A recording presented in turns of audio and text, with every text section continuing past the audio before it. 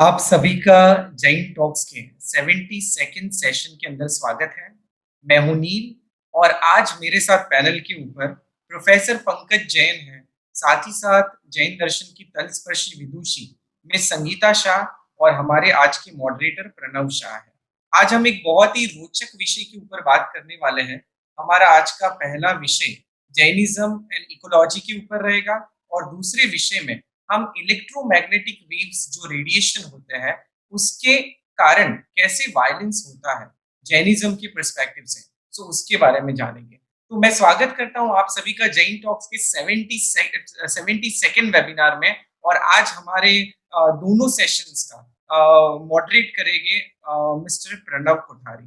सो प्रणव कोठारी, आपका स्वागत है जैन टॉक्स के इस पैनल के ऊपर। आपका पहले भी जैन टॉक्स के मंच पे आना हुआ है और मैं सबको कहना चाहूंगा कि हमारे जैन टॉक्स के वेबिनार्स की शुरुआत यानी हमारे सबसे पहले मॉडरेटर भी प्रणव कोठारी थे, जो टेडेक्स स्पीकर है हार्वर्ड यूनिवर्सिटी से, जिन्होंने एमबीए किया हुआ है और भी आज हमारे साथ इस सेशन को मॉडरेट करेंगे। तो हम स्वागत करते हैं आप सभी का इस जैन टॉक्स के पैनल के ऊपर। Mister Pranav Kothari. Thank you, Neil Bhai. Welcome, everyone. Good morning to people in the US and good evening to people in India. It's a privilege to talk to both Dr. Jain and Sangeeta ma'am today. And मैं कोशिश करूँगा कि इस ऐसे प्रश्न हम पूछें कि हमको बहुत कुछ जानने को मिले उनसे. So I will endeavor that, through the questions we asked today, we all get to learn a lot. And this doesn't have to be done by me alone. Please definitely put your questions in the Q&A box and, I will take from there. और ये मेरा अकेले का काम नहीं है. आप जरूर अपने प्रश्न भी Q&A बॉक्स में डालिए और उसमें से हम रीड आउट करके दोनों से ज्ञान प्राप्त करेंगे.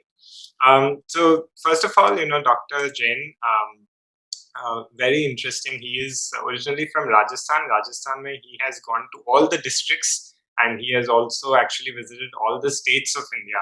So very widely traveled person. He also lived a lot of time in the US. He was the associate professor in the Department of Philosophy and Religion at the University of North Texas. And right now he's the Dean of the Arts and Humanities at the Vijay Bhumi Universities. So, both while he was in the US, he was co-chair of the India Initiatives Group. So, he was very connected to India in multiple ways. उन्होंने बहुत सारा लिखा भी है. उनका अभी latest interview New York times में आया था और नेटफ्लिक्स में एक शो है the story of God where Morgan Freeman actually interviewed him. So, if you like what you hear today, you can get more of him on Netflix. He has actually compiled the history of Jains and Hindus in America for his latest monograph, which is the Dharma in America. So if you want to read more, you can go to that. He's also translating the Jain Darshan, which is actually a very big, large volume on the philosophy of Jainism. And is working on his fourth monograph, which is who are the makers of modern Jainism. तो उन्होंने बहुत लिखा है, बहुत पढ़ा है, बहुत सारा चीज पब्लिश किया है, including co-editing the Encyclopedia of Hinduism, as well as a volume on Indian and Western philosophical concepts. So again, welcome, Dr. Jain. I'm so happy to have you on. Thank you, Pranav. It's nice to be here. Thank you very much. So, Dr. Jain, अभी तो mask fashion में आ गए हैं. Covid की वजह से सब लोग मास्क पहन रहे हैं, पर अपने जो मुनि ऋषिज, अपने जो गुरुज थे, वो तो बहुत पहले से ही मास्क पहनते थे. तो what is the science and what is the rationale behind wearing a mask? What does it do? How does it, protect both the person who is listening, but also, how does it reduce and how does it benefit the speaker? So we'd love to hear from you. Right. Jainism is very little understood outside India, as you know. Jains have been living in Nepal for many decades now. Jains have a temple in Kenya and Africa. There is a Jain temple in Japan and also a couple of temples in Thailand, which that I visited, and now around 100 Jain temples across North America also. But Jainism is very little understood. It's often called as an offshoot of Hinduism, which is not true. And Jains have been iconified with their monks wearing those masks or mupatti in Hindi or Gujarati, as we call them. But that's a very small segment of Jains. Only monks and nuns in only a couple of subsects of Shwetambar Jainism. Jains, mein jo Digambar and Shwetambar, there are two major sects. Within Shwetambar, there are Terapanthi and Sthanakvasi. Only Sthanakvasi and Terapanthi, monks and nuns wear them. And that also started just only a couple of centuries back, actually. So that started when Sthanakvasi subsect was formed by Acharya Bhikshu. And when he thought that he's trying to reform Shwetambar practices, so he came up with that idea. My understanding of the masks or mupatti is simple, that I think they want to avoid ingesting any microbes or anything that is floating around in the air. So that's one purpose, to avoid that kind of violence. Second, this is my humble interpretation, that I think because Jains have been so careful in avoiding all kinds of violence, so when they are putting that masks, when the monks and nuns of Sthanakvasi and Terapanthi subsect of Shwetambar, when they are putting the masks on their mouth, I think it can be interpreted as if they are trying to avoid the violence, even violence to consume more air than what is barely needed for their bare survival. So avoiding the ingestion of microbes, but also avoiding extra ingestion of air. Air is also one sense beings, one soul beings in the Jain tradition. Air, earth, water, fire, all of those have souls. So why consume more air than what is barely needed for your basic survival? That's my second interpretation. Third interpretation is that I think masks, when you put mask on your mouth, you're always being careful not to speak more than what is needed. Be very economical, be very laconic in your speech. Be very careful in your ingestion of air and avoid violence of microbes. These are my three interpretations that I can give by masks, by the subsect of Terapanth and Sthanakvasi. Interesting. So, one is about like how not to harm a lot of the microbes. They may be invisible, but they're still there, and by speech they're also getting spreading. And I think in a way, someone is telling you, "Okay, come bolo," or maybe you are talking more sense. Exactly. Suno zyada, bolo kam. So, Dr. Jain, आपने बताया कि जैसे there are these elements you mentioned. There's air, there's earth, there's water. But I think a lot of the Jains typically are more obsessed with life, right? जान बचाने के लिए, या हम जैसे बोलते हैं कि जीवदान करें, right? So there's a tremendous focus that Jains have on one hand, obviously कि जो गाय कत्ल खाने जा रहे हैं उनको we stop the cows from getting slaughtered. But I've seen many friends and relatives who also, even if there's a very small ant, right, उसको भी बचाने की कोशिश करते हैं. And I think the principle of ahimsa and non-violence is very deep when it comes to life.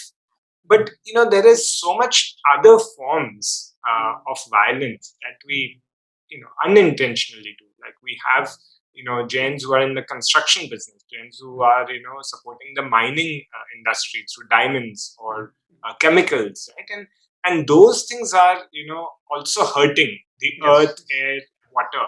So why do Jains generally are over-indexing on life and placing tremendous importance on that? Well, when it comes to other forms of ecology, उतना same level of ध्यान नहीं है. So what are your thoughts on that? Yes, a good question. Very good question. So I'll take you back to a text called Bhogopabhog Vrata. In that, there are actually lists of professions that Jain householders are encouraged to pursue, and some other professions and careers that they are discouraged to pursue, right? So I'll read out the list. I have it in front of me. So they were Jain lay people were discouraged from trading charcoal, timber, pulling animals in cart, consumption of alcohol, slave trading, weapons trading, trading of poisons, sugarcane trading, seeds trading, firearms trading, construction of lakes were all prohibited by Jains. And historically, if you look at more than 2 millennia of Jain history, you will see almost never Jains doing all these kind of trades or professions or careers. What they were doing instead was always in either you will see them in trading industries, banking industries, commercial activities, clerical activities. Yes, diamond trading will come to diamond in a second. Traditional medicines, arts and crafts, government or rural, working for government or rural, or manufacturing industries, or publishing and media, or education industries, educational activities. Diamond is the only, I think, the sore point, and Jains have, I think, been the leaders in the diamond trade. It is said that every diamond that anybody touches in the world has passed through either a Jain or a Jew. Jains and Jews have been leading this trade for now at least a century, if not more. So yes, so that is because I think historically, I think Jains were not aware. Probably it was their honest ignorance, probably in my judgment, that they didn't realize that diamond is coming at a huge cost of violence. It's called as red diamonds, really, literally red, with a lot of violence in Africa. Now it is very clear with so many documentaries and everything is already available on YouTube that how much violence there is in the diamond trading also. The Jains have to be aware now. They have to be made aware, and they have to probably switch to a different profession. But now Jains are such big leaders across the world. You go to Los Angeles or Florida or Dallas, where I was for a decade, in New York, where I was there also for a decade, New York, New Jersey area, and of course Mumbai, Kurla Bandra complex, or Palanpur, or even Surat and Jaipur also. Jains have just captured the whole industry. We like it or not. So it's going to be very difficult in shifting from this career or profession to a different profession. It's just nature of the trade. The Jains have been leading this. Just as so that's how the nature of the thing. But historically, Jains have avoided the violent professions, and they've always preferred less violent. You have to do something. You have to survive in this world. So they have been doing something. So 100% idealism approach, if we take, everything has some consequences. By even our talking has some consequences. Our breathing has some consequences. Even vegetarian food has some consequences. There is karma particle even with vegetarian food. But the idea is to avoid as much as possible and to prefer least violent professions and careers. That's what James said. No, we have got a message from Ramesh Kumarji, Ramesh Shahji on the chat where he says कि 2,500 साल पहले Jain were also warriors, and in fact Rishabh Dev created the classes based on profession. So who are we to sort of put a restriction today on this profession? And he also says that in fact do you not believe that in every profession Jains will bring their legacy and help in reducing ahimsa in a sense? Yeah, that's another help in reducing violence. That's another interpretation. I mean, this is Anekantvad, right? I'm not the final word. Nobody is the final word for anything in Jainism or even general global context. Everything is very context sensitive. We have to contextualize what we are saying. I just wanted to share the list from Bhogopabhog Vrata text. So that's one interpretation. Another interpretation could be, yes, why not? Historically Jains avoided travel. Now Jains are a sizable force in America. So Jains are bringing their legacy in America. So veganism is spreading in America also. Vegetarianism may not be directly because of Jains, of course, but Jains are very active in the forefront of interreligious dialogue, interfaith dialogues. So indirectly, who knows? Gandhi, for example, Gandhi was directly influenced by Srimad Rajchandra. All Jains actually, in fact, are very proud of that fact. So from Srimad Rajchandra to Gandhi, from Gandhi to Dr. Martin Luther King, and now Jains have joined those kind of efforts in America also. So because of this legacy spreading globally, yes, Jains are in fact taking their heritage across the world. In Thailand, in Japan, Kenya, North America, England, in Belgium, there is a Jain temple. So of course, it has to spread. It has to spread. It should spread. Yes. अभी Dr. Pankaj ji, COVID में सब लोग घर पे हैं and a lot of people had to cook for the first time in their lives जब lockdown हो गया था. And I grew up in a home जहाँ मेरी दादी कभी आलू प्याज नहीं खाती थी. Now my mother-in-law has also never tasted it in her life. And when I also got into the kitchen, you had this variety of vegetables, right? And in particular, जो जमीकंद जिसको बोलते हैं, गाजर, आलू, प्याज, लहसुन, जैनिज्म में बोला जाता है कि इनको नहीं खाना चाहिए. तो प्लांट्स, हम अगर प्लांट्स खा रहे हैं वो उनमें भी तो लाइफ है, जब वो खा सकते हैं तो ये जमीकंद में ऐसा ज्यादा हिंसा वाली क्या बात है कि ये पर्टिकुलर रूट वेजिटेबल्स नहीं खाने चाहिए. राइट, भाई वही बात है, बात वही ग्रेडेशन की है. See, already meat is already prohibited because that's like direct. So killing a chicken or a cattle or a goat is equated with killing a human being according to the Jain tradition of violence. So because all of those are five sensed beings. So equal amount of negative karma or pap will be accrued if you kill a chicken or any mammal. Basically, any mammal is same as killing a human being. So that's probably Jainism is the only tradition in the world that equates killing a mammal with killing a human being. So all those are five sense beings. Now, what is allowed to be consumed by human survival is one sense beings. Right? So in one sense beings, as I said earlier, earth, water, fire, and air, and plants were allowed. Now, even within plants, then the gradation comes. So why to kill an entire plant for our consumption? Why not just take the byproduct of the plant? See, there is a tree, mango tree, for example. Mango is fallen, right, naturally, then I will consume it. That's the ultimate form of non-violence. So mango is already fallen, and I'll consume only that mango. I will not pluck any mango from the tree, because that is also violence. It might be still raw. So that's just gradation of violence. So when we eat potatoes or radish or zamikan, like zamikan word itself, you take a look. Zami means earth or bhumi, right, soil. Kand means the product or the vegetable or the fruit. That which comes from underground, literally underground, is going to be more violent because you're killing the root of that plant. Right? So more violence. So why to kill the entire plant? If I can just take the byproduct, let's say mango or a banana, without killing the entire plant itself.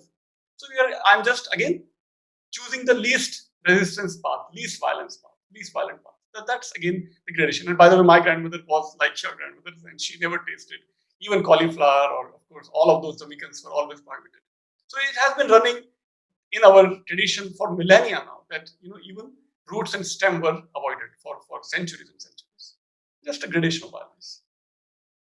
So, Dr. Pankaj, जब ये हम leaves या fruits या vegetables या ये जब हम खाने के लिए यूज करते हैं, that is for our body survival, then understand. पर जब मैं मंदिर जाता हूँ और मैं देखता हूँ कि लोग इसको चढ़ा रहे हैं, और कोई चीजों में जब पक्षाल पूजा करते हैं तब दूध है, या there's a lot of decorative या ritualistic, if I may call it, things that are also happening, right?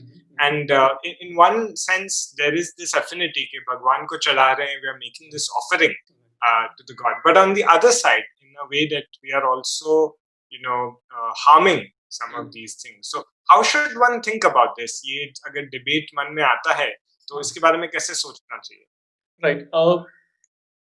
This is a great question also, and there is no one right answer or wrong answer. We have to just think from all perspectives, right? So one perspective that I can think of right now is that, I think technically, if you really go to idealistic, or what is mentioned in our texts, I think the only thing that was allowed in our rituals were only white rice, that is rice, raw rice. That also because rice is called as akshat. Akshat means that which never decays. That which is again least violent raw material that we can offer in our puja, in our rituals. But now I think because the overall ambience or overall environment of India is so, heavily influenced by Hindu culture, we have to accept that. I think some of the elements from Hindu rituals have also, I think, entered Jain rituals, in my humble opinion. Some people may disagree, and there could be multiple interpretations. That's my humble interpretation, that this flour and milk and all this probably came from other traditions, probably Buddhism or Hinduism, in my humble opinion. But then I have to be careful. If you go to Bahubali, Shravan Belgola, every 12 years when Mahamastika Abhishek is happening, there's tons of milk tons of sandalwood paste, saffron paste, water is showered on Bahubali Mastik for Mahamastikabhishek. Even this Prime Minister of India will come and President will come and helicopters are driving, being flown, and all those things are happening at a huge level. Not just one Bahubali Murti, by the way. There is another Murti of Bahubali also in Karkala. There are, I think, 3 huge statues, idols, Murtis of Bahubali that are done. All these huge rituals are done even in Jain tradition. So now again, with as animal farming has started happening, and now we know that milk that we drink comes at a huge cost. A lot of violence is done on cattle, then we get our milk. Now Jains have to stop and reinterpret and be very careful and mindful of this violence. What are we doing? So can we replace milk, offering of milk, let's say by, I don't know, by white some kind of a fluid? I don't know. I mean, I'm not the one to decide. Our gurus and sadhus and sadhvis and acharyas have to decide this. How do we replace more milk, which is becoming more and more violent, with some non-violent alternatives? Flour, you're right. I agree with that. That why offer so many flowers, and which all goes into trash, which is again coming probably from with great cost and violence from farmers and whatnot. So we have to think, sit back, and we all of us have to really carefully reflect on what we are doing. And it's an ongoing struggle. That's the beauty. That's the greatness of all the flourishing traditions of the world. That there is no set written word of that which is final forever. You can always interpret them. Our acharyas can interpret them, and then we can reapply and reinterpret them for 21st century. As things have changed, as milk has changed, we have to also, I think, reinterpret and reapply our philosophies in a better way. So, doctor ji आज की तारीख में what does it mean to be a Jain? मतलब हमारे क्या कर्म है, हमारे क्या एक्शंस है जिससे हम बोल सकते हैं कि जो जैनिज्म का जो बेसिक प्रिंसिपल्स है, अहिंसा का, एकांतवाद का, many of the others that you have written in your paper also, तो वो जो अगर प्रिंसिपल्स का अगर आज in today's modern society with internet, with everything where we are practically what does it mean to be a Jain, to be living a Jain, not just a Jain by birth, not just because mere papa mummy Jain the to main Jain ban gaya, but if I really want to demonstrate कि Jainism Jain जैसे कैसे जीना है, तो उसके लिए क्या suggestions हैं आपके? Right. Again, I think my humble point of view would be that I think American Jains have done I think a good sort of encapsulating Jainism for Jain values for wider public, not just for Jains or Indians who are already familiar with Jainism, Jain principles, but how do we take it to American people or non-Indians or non-Jains, right? So they have come up with 3 A's, triple A's, right? So ahimsa, aparigraha, and anekantvad, which is the 3 A's, which have been used many times as they go to interfaith forums and so on. So ahimsa, obviously, everybody knows non-violence, and which is avoiding violence, and not just violence in action, but also violence in speech and even thinking. So avoiding all that violence is ahimsa, total non-violence, and as much as possible practicing non-violence. Right? Then aparigraha, cutting down our consumption, cutting down our possession, cutting down on our accumulation. If we have 15 shirts in our cupboard, let's avoid and have less and less. Five. If we have 5, let's cut down to 3. So avoiding that consumption and accumulation and possession. 5 cars, 3 cars, 2 cars, 1 car, or maybe 2-wheeler, or maybe public transport. Right? Then anekantvad, accepting all the perspectives as partially true. So and then combining all of them to get the full picture. So that's anekantvad. So these 3 A's I think are really valuable. As you said, nobody is Jain. Nobody can be really Jain just by birth. By practicing, understanding and practicing these 3 A's, I think can be really valuable, not just for survival and flourishing of Jain tradition, but for the flourishing of our planet itself. We cannot imagine our planet if we do not practice these 3 principles of ahimsa, aparigraha, and anekantvad. For climate change, for avoiding climate change, for avoiding terrorism, for avoiding all kinds of violence, for avoiding all kinds of polarization that we see in politics and in all spheres of our life. Everywhere we see there is so much violence going on, violence by speech, violence by thinking. So these 3 principles, I think, are really great contributing factor. Can be really great contributing factor if like you said, if you don't limit Jainism just by practice or ritual, but by really emphasizing and reminding ourselves that what great innovative ideas Jain tradition has brought into the world, not just for Jain people that are born Jain, but for the wider public. We have to understand and we have to share widely these three principles. Next time अगर आप 3 पत्ती खेल रहे हैं और आपके पास 3 निक्के आ जाए तो आपको याद रखना है कि वो 3 निक्के हैं। आप फिर अहिंसा, अनेकांतवाद और बाकी तो because other things are common across the world. Right? Satya, for example, truth is widely accepted, but these three are, I think, unique and innovative in general. That's why I highlighted these three. Yes. But Dr. like see, these words are at a, let's say, they are words, right? Practically, अगर हम ecology का लें, क्योंकि आपका research उस पे है, आज का topic ये है Jainism and Ecology. तो if you can tell us, क्या 2-3 चीज हैं जो हम subconsciously कर रहे हैं, जो हमको unintentionally कर रहे हैं, पर उसका ecological damage बहुत high है, और क्या 2-3 चीज हैं जो हम कर रहे हैं और actually उसका ecological damage काफी कम है. So if you can tell us कि हमारे day-to-day actions में, lives में, what are some things we are doing that are protecting the ecology? What are some things we are doing that are actually harming the ecology, but we don't know about?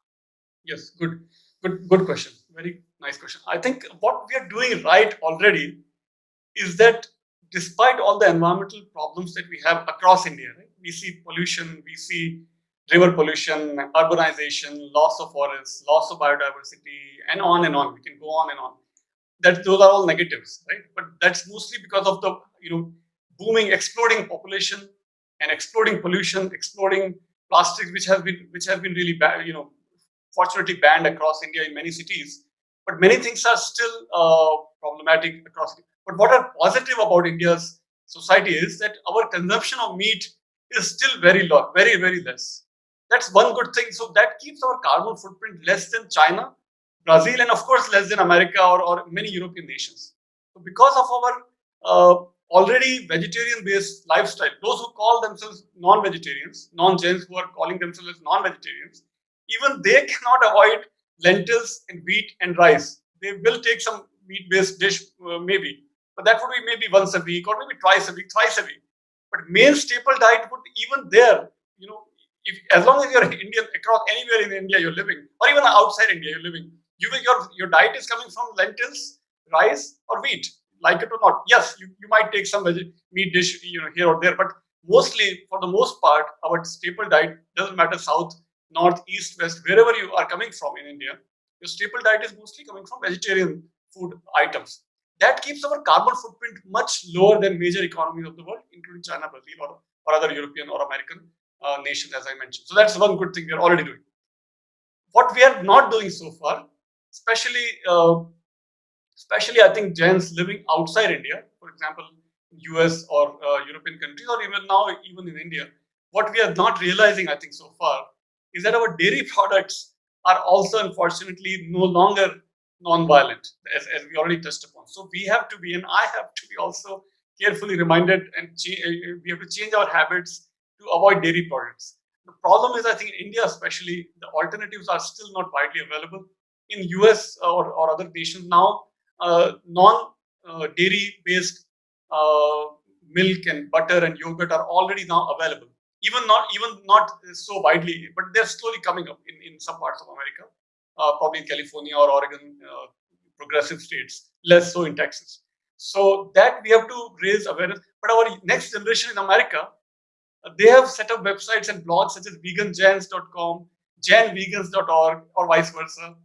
They are spreading awareness. They are telling their parents, you call yourself Jain, and how come you are using dairy products? That is a highly problematic phenomenon among Jains in America. So as more and more younger people are becoming aware of the violence associated with dairy, I think more and more people will also turn into veganism.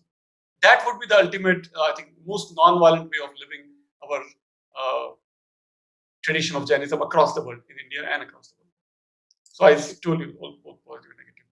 अभी हमारा weekly family calls में one of my cousins, Suhani Jain, she actually gave us all half an hour talk about how veganism is important. And my wife Smita and I, we started experimenting. हमने completely cut down नहीं किया, पर हमने ऐसे decide किया कि milk सिर्फ हफ्ते में 2 दिन आएगा. And then हम लोग को cheese बहुत पसंद है, so we experimented with cashew cheese, and we found like a good substitute for big dishes. I have to learn all those things. Paneer and tofu is there. So perhaps it doesn't have to be all or nothing, right? I mean, you don't have to give up milk all 7 days. You can always like do it 5 days and then 4 days and then 2 days. Good point.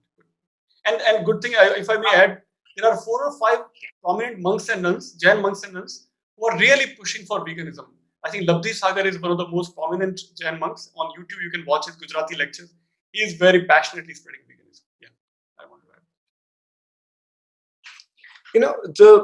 There's a question from the audience from Rashmi, who's saying, what is the Jain opinion on population explosion? Is there a solution that Jainism can offer? So that's her question, and I think just adding on to her question, I think ecology, I think काफी impact पड़ता है on rising populations because they're consuming, they're taking a lot of resources. So yeah, if you could answer Rashmi's question. Yes, of course. Population explosion is again. I think if we go back to Jain principles of basic 5 panch mahavrats, 5 major vows that householders are supposed to practice anuvrat, so minor vows. But monks and nuns, sadhus and sadhvis have to practice mahavrats, complete brahmacharya. They cannot be even together in the same room by themselves. So just if there is one monk or one nun in one room, that is not allowed. Touching each other is out of question. Being together in one room itself is a problem. So extremely strict practice of brahmacharya. I think the highest, best practice patterns that we have seen is in the Jain tradition. Absolute discipline, absolute, not even touching wealth, not even touching currency, no bank accounts, not riding in any vehicle. And so that all those practices. So brahmacharya, if we take it to the householders level, if we practice, again, not to the extreme, to the what ascetics are practiced, but if we do a gradation of brahmacharya, I think that's a very easy, simple solution for, I think, population explosion, if I may add that. And in general, I think, so be very aware of the problems that are associated. But I think in the Jain community, I think we are at the, I think one of the most progressive, literate communities in India, probably the most literate community in India. I think in the Jain community, probably the population problem is not so severe as compared to the communities that are not so fortunate, that are not so privileged in terms of socio-economic status. So that's where we have to contribute. I think Jains have to do, increase their domain of philanthropic activities so that they can take education to masses which are not yet privileged. With education only, I think the population explosion problems can be solved with economic activity, opportunities and whatnot. Jains, I think, are at the forefront of providing jobs also and so on. So it's all interconnected, all these issues. Right. Thank you. Doctor, every day I open my newspaper and there's, stock markets, kitne upar gaye, kitne niche gaye. Companies' quarterly earning reports are out there. The weather sort of patterns are there. It talks about how many levels or inches the seas have risen, or how many degrees Celsius the temperature has risen. And I guess the latest topic is how many seats and votes has Donald Trump got, right? There is so many numbers that I see on many of these, but and it gets everyone's attention, right? Whether they are measuring their weight, whether they are looking at height or whatever, there's so much quantification of most of these things. But when it comes to ecology, we don't see the same level of quantification, right? Like, when was the last time I know how many tons of carbon dioxide do I release when I take a flight from Bangalore to Ahmedabad, right? When was the last time that I'm aware of, by use of, fast fashion is one of the biggest pollutions, right? So when I buy a new shirt, like in the colors, in the dyes, in the processing, how much water, how much damage I've done, right? Those things are invisible, right? Do you think if we had more metrics, if we had more visibility, like today when you buy a can of food, it tells you exactly how many proteins and fat and ingredients and red dots and green dots, everything is there. but we don't get the same ecological damage that our other goods that we have bought does. Yes. So would doing something like this, by bringing more visibility, Yes. bringing more metrics, bringing more transparency, help in prevention of the ecology damage? Yes, I think we must do that. I'm a strong proponent of that also. We would all, I think, agree that we need that kind of we have been, I think, obsessed with GDP, right? Gross domestic product.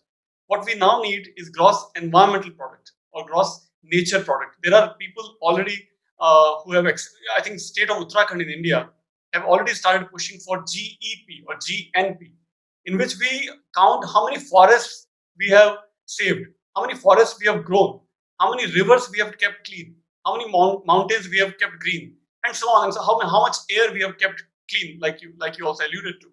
So I think we really need that, because of with that awareness only. I think it has to be, like you said, everything also must have this environmental factor, and then carbon footprint is one also one good step in that direction.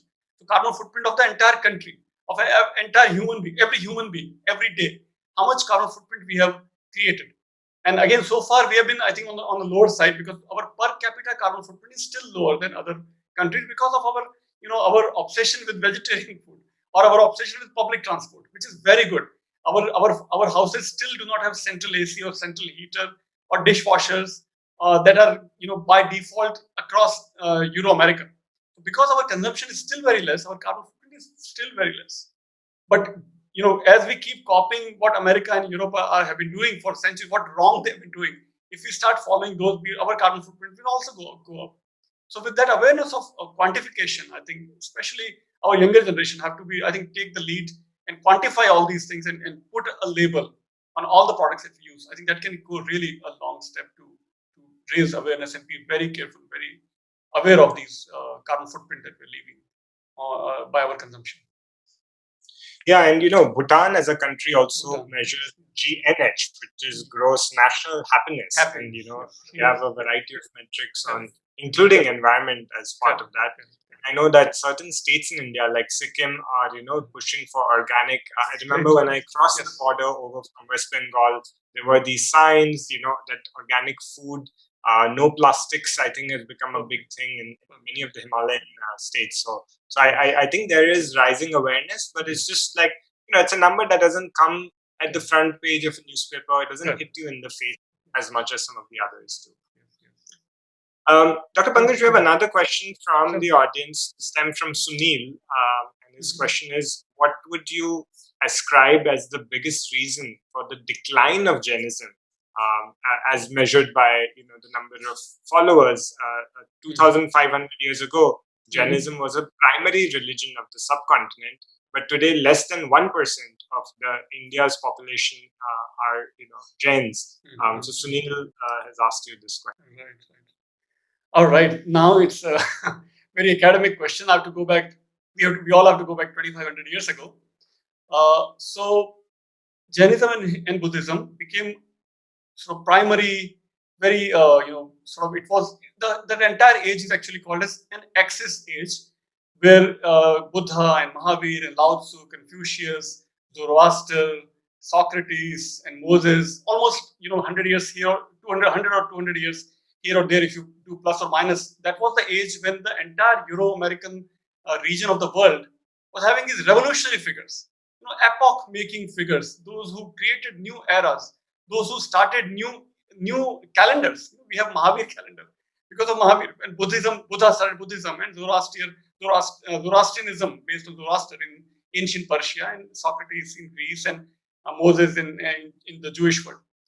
So what happened in India at that time is that Hinduism, Vedic rituals were already very prevalent, with a lot of, many of those rituals were very violent, whether we like it or not, whether we accept it or not. It's fact is that even today in Nepal and in Rajasthan and Bengal, there are still rituals in which animals are sacrificed. You have to accept, and I have seen from my own eyes in Kolkata. If you go in Kolkata, there are still animals.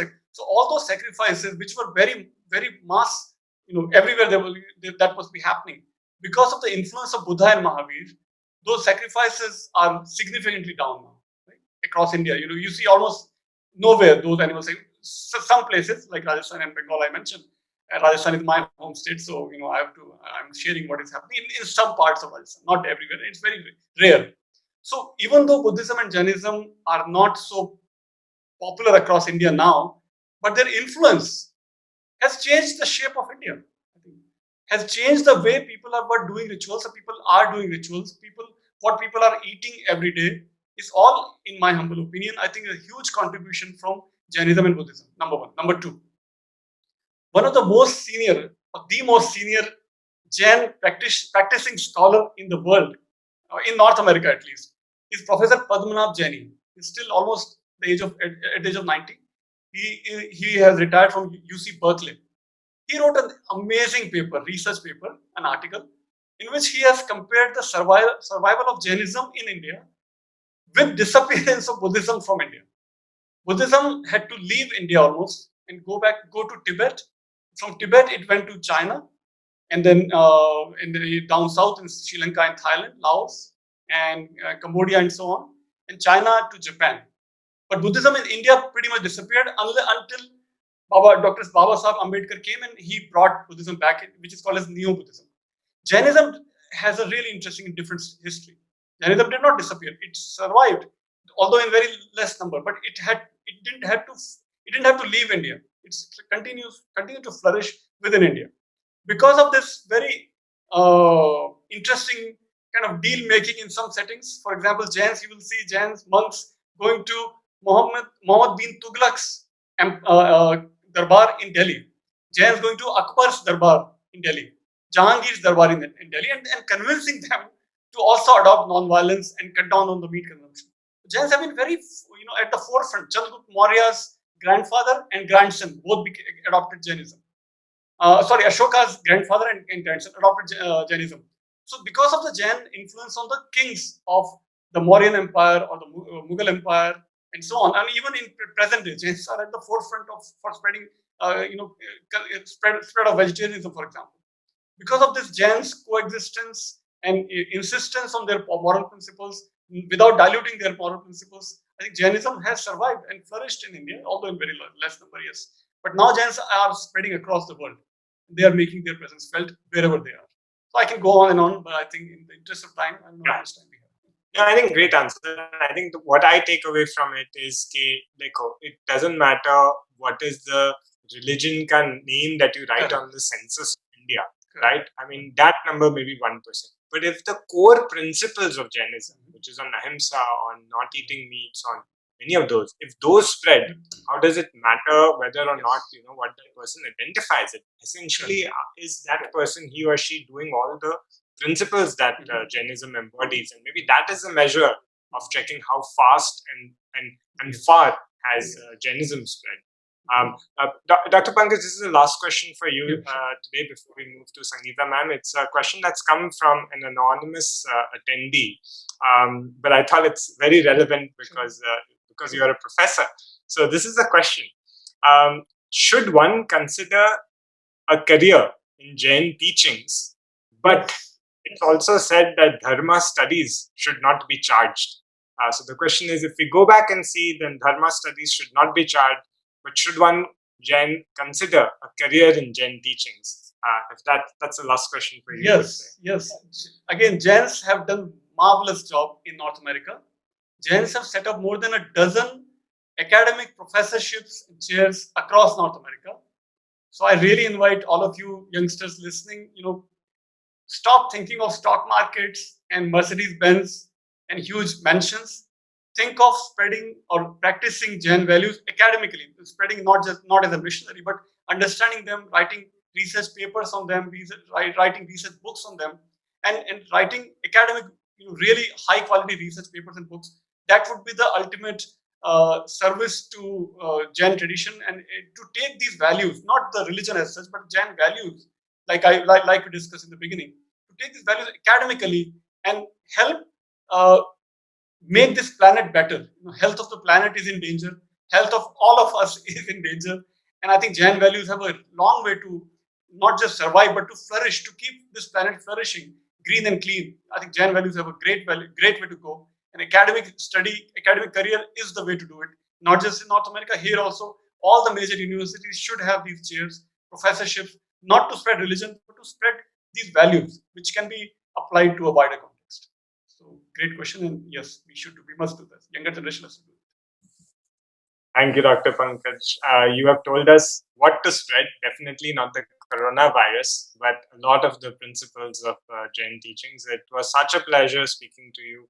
I really understood that how there is no one answer to something, right? Yes. When we talked about masks and why our Rishi Munis were wearing the mupatti, you gave 3 different reasons as to why. We learned that there are variety of organisms. Plants are also living organisms, but because they are one sense, I guess it's translated as ekindriya, versus others that are 5 sense organisms. That's why plants are okay to eat, but animals are not. And even within plants, when it's a byproduct, like a fruit has fallen from a tree or a leaf, is much better than eating something that is being cut from the root, like a potato or garlic or onion or many of those things.